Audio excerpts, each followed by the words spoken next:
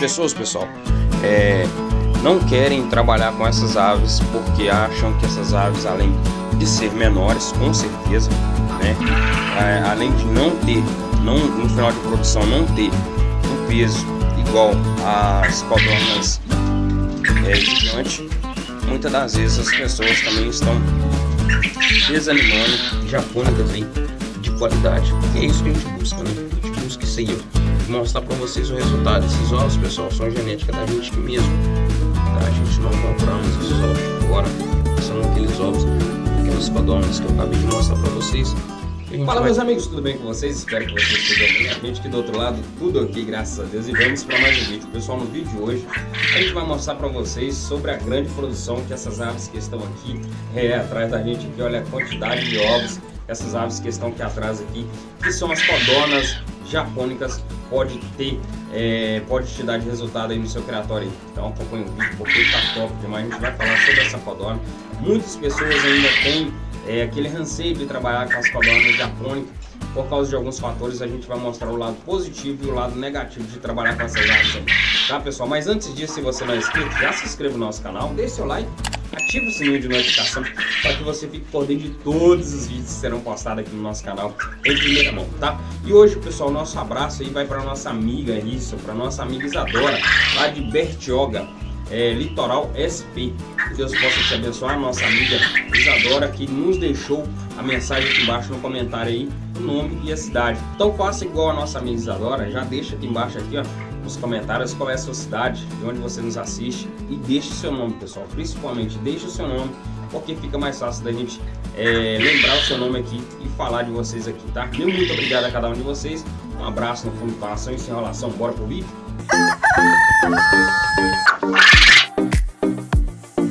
Então, pessoal, a gente vai mostrar para vocês, tá? Vamos acabar com aquele mito aí, tá? Criação de codorna japônica, que a japônica, aquela codorninha pequenininha, aquela que você compra em casa agropecuária, aquela bem pequenininha. Muitas pessoas têm na mentalidade aí que aquelas codornas não dão muito certo, tá? A criação delas, às vezes, para muitas pessoas não são rentáveis, e alguns motivos a gente vai explicar para vocês por que vale a pena ainda trabalhar com essas aves, mesmo que seja ela em menos quantidade. E a gente vai mostrar para vocês.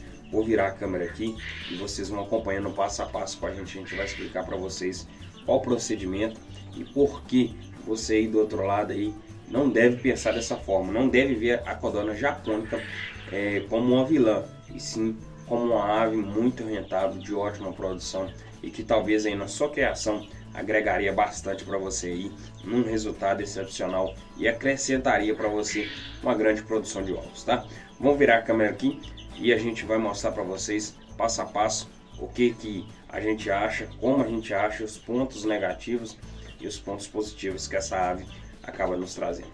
Vamos lá? Pessoal, então vamos lá. Eu acho que vocês já estão vendo alguma diferença aí, tá? Mas a gente vai explicar. Pessoal, lembrando que essa parte de cima aqui, ó, essas baterias partilheiras da parte de cima, a gente vai trabalhar somente com as codornas japônicas.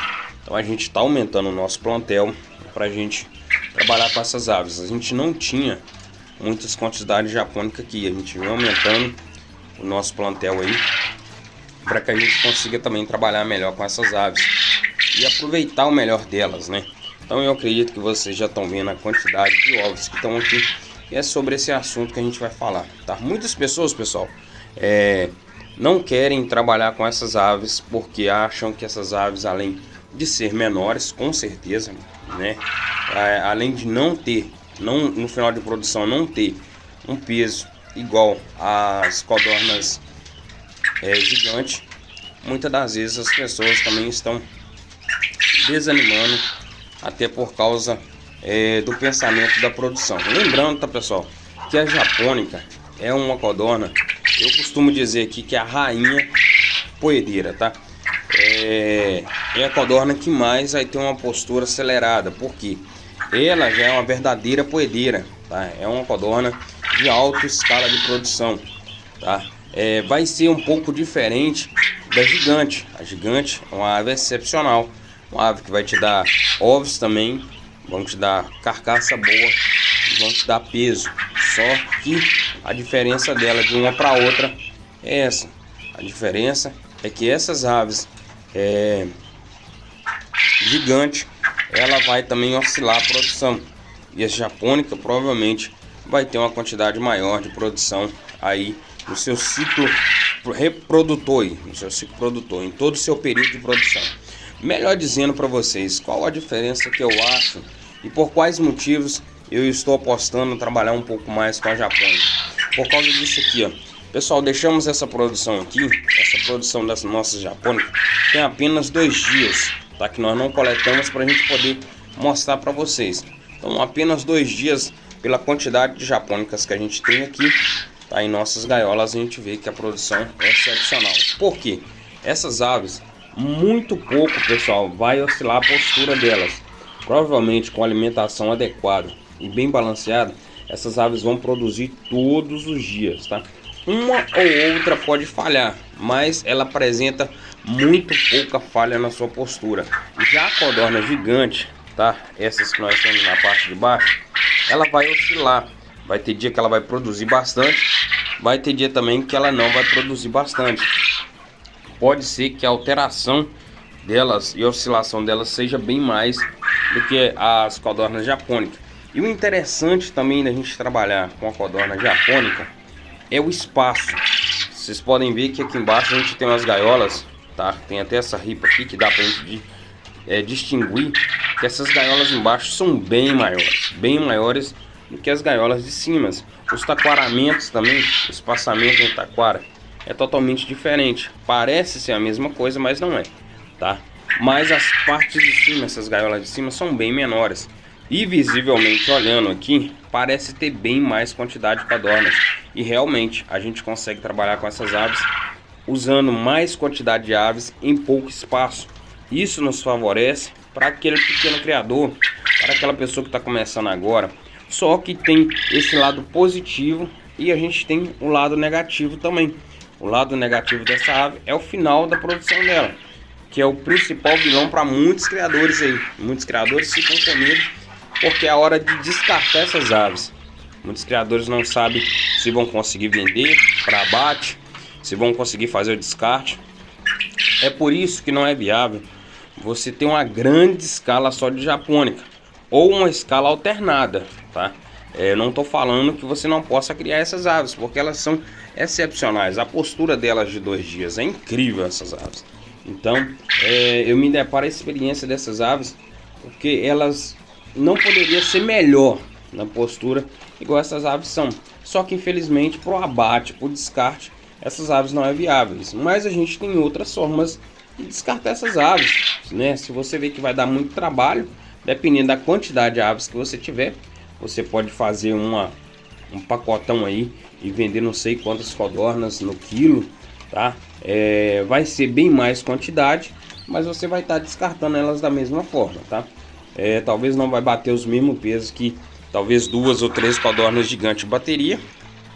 Talvez você teria que usar umas 5, 6 codornas japônicas, dependendo da idade das aves.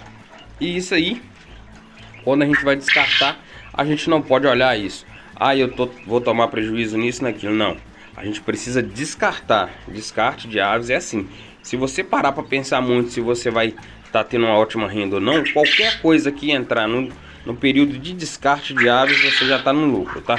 Então, não pensa assim, porque você não está criando essas aves para abate, você está criando essas aves para postura. E eu sempre vou dizer para vocês, aves que estão em plena postura, o cuidado, o tratamento e a alimentação é totalmente diferente de aves que são programadas e criadas aí apenas para abate, tá? Então, aves que estão em postura, provavelmente as nossas aqui são aves grandes, mas não são aves que vão pesar muito, porque a gente não prioriza o abate das aves aqui. A gente apenas trabalha com essas aves, às vezes, em forma de descarte. Então, como vocês estão vendo aí, a gente vai explicar e vamos mostrar para vocês. Vamos voltar lá dentro de novo do Criatório Recri e vamos mostrar para vocês como anda a questão da produção dessas aves. Outra questão positiva nessas aves, a alimentação.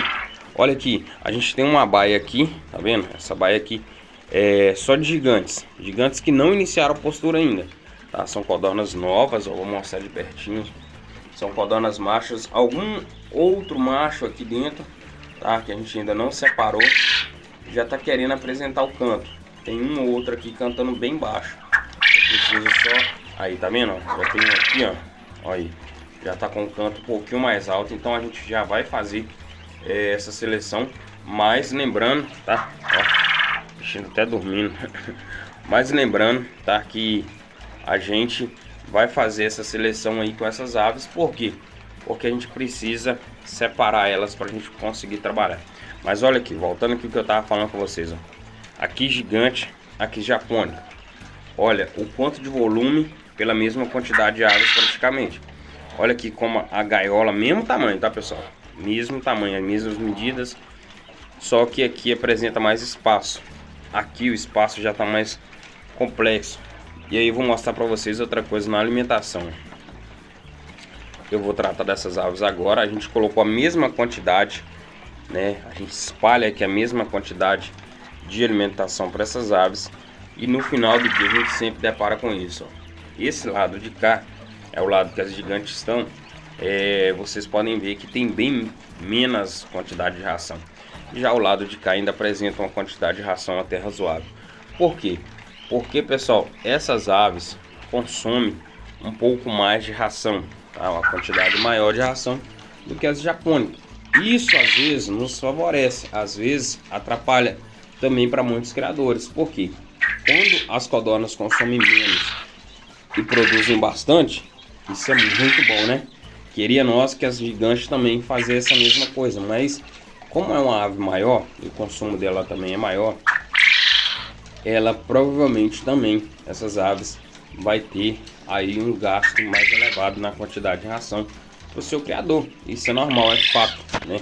Então, como a gente tem uma ave menor aqui produzindo bastante e alimentando-se pouco, às vezes para alguns criadores são viáveis começar também a trabalhar com a japônica. Isso aí vai te favorecer bastante para você que está com um alto gasto aí, né, no seu sistema aí, com a questão da fabricação, da formulação ou da compras de ração, insumos para ração. Então, pessoal, olha só que interessante. A gente já viu a diferença dessas aves. A gente já é bem notado já que essas aves são totalmente diferentes uma das outras, até por causa da coloração. Outra coisa também, aqui ó, é as japônicas pura, tá pessoal? É pura mesmo, tá? Não tem pardas misturadas no meio, não. Aqui é as japônicas puras. Ela não favorece essa grande produção que vocês estão vendo aí. A quantidade de ovos que essas aves produziram apenas em 2 dias. E a gente tem ainda bastante gaiolas delas aqui vazias, tá? A gente não quis colocar gigantes aqui em cima, porque a gente vai dar prioridade em encher essa bateria, essa gaiola toda da parte de cima, somente com japônica. E é isso que a gente tem buscado. A gente trabalhando bastante. E a questão também, pessoal, do tamanho dos ovos, tá? É claro que pode ser que essas aves vai apresentar uns ovos às vezes um pouquinho menor do que as gigantes. Não são todas, tá? Lembrando que não são todas. Os ovos às vezes são até padronizados com o tamanho de alguns ovos de algumas codornas gigantes. Porque, pessoal, nem todas as aves vão botar ovos do mesmo tamanho. Ovos, pessoal, são seleção, tanto na criação de codorna, na criação de galinha. Ovos tem que passar por seleção. Então não são todos ovos e não são todas as codornas, como assim não são todas as galinhas que vão botar ovos todos do mesmo tamanho, sendo da mesma raça e da mesma idade. Pode ser que algumas padronizam, outras também pode ser que não padronizem os tamanhos, então vai oscilar. Então a gente tem codornas aqui que botam ovos praticamente o tamanho dos ovos das codornas gigantes. Tem codornas aqui, ó, que botam ovos grandes demais, provavelmente 2 gêmeas, então são japônicas. Olha o tamanho daquele ovo. Então pode ser que a gente tenha japônicas, muitos criadores têm japônicas também que botam praticamente o mesmo tamanho dos ovos das codornas gigantes, mas é mais viável que nem sempre serão o mesmo padrão. Outras aves vão botar um pouquinho menor, e essa é a vantagem da gente trabalhar com essa ave. O nível de produção dela é muito elevado. Agora vamos voltar lá para dentro do Criatório Recria, que eu vou mostrar para vocês o resultado, né, que essas aves nos dá e a forma correta, quantas codornas já nasceram, as codorninhas japônicas aqui, a gente vai mostrar para vocês. Bora lá? Aqui dentro aqui já, a gente vai mostrar para vocês. Vamos abrir aqui, ó. E vamos mostrar para vocês aí as japônicas. Olha aí. Então, pessoal, aqui a gente deve ter em torno aí de umas 100 e poucas japônicas, né? Não contabilizei, alguma tá até dormindo aqui. Então, pessoal, a gente tem essas aves aqui, olha a quantidade de japônicas. Essas aves, pessoal, interessante é produzir elas separadas da gigante. Por quê? Porque elas nascem bem mais miudinho e o desenvolvimento delas até é bom, é até razoável. Só que elas são muito mais frágeis ainda quando pequenininha. Então as gigantes parece que tem uma resistência mais rápida. Mas os cuidados são mesmo, tá? Não mudam, tá? São questão de cuidados, continuam mesmo. Olha aí a quantidade que a gente tem, tá? Os primeiros dias delas são mais difíceis e da partir do terceiro dia para frente elas já estão desse jeito aí que vocês estão vendo, correndo bastante, tá? Super animadas essas aves, tá? Isso, pessoal, é todo um sistema de trabalho. Aquelas aves que vocês viram lá, aquelas quantidades de ovos que vocês viram lá, são de aves que a gente vem trabalhando já há bastante tempo. E aqui vocês veem que nossas japônicas são padronizadas, não tem nenhuma gigante no meio. Então são só japônica, a coloração todas são a mesma, tá? Não oscila, tá? Isso aqui é sinal que é uma codorna pura. É uma codorna que, se a gente trabalhar com elas direitinho, cuidar delas direitinho, da forma correta, a gente vai ter uma excepcional aves aí, daqui a uns 45 a 50 dias até 60 dias, já iniciando o seu ciclo de produção, porque essas aves são bem aceleradas, o seu ciclo de produção. Provavelmente essas aves aqui, a gente não vai ter problema com elas, né, em uma produção mais demorada, porque na realidade elas costumam começar a produzir bem mais rápido do que a gigante, alguns dias menos do que a gigante. E aí, com o consumo de ração bem balanceada, essas aves vão desenvolver bastante. E essas nossas aqui eu tenho certeza que também vai sempre estar produzindo cada vez mais japônicas aí de qualidade, porque é isso que a gente busca, né? A gente busca isso aí, ó, e mostrar para vocês o resultado. Esses ovos, pessoal, são genética da gente aqui mesmo, tá? A gente não compramos esses ovos de fora, são aqueles ovos daquelas codornas que eu acabei de mostrar para vocês, que a gente vai tirando e colocando na chocadeira para a gente aumentar o nosso plantel.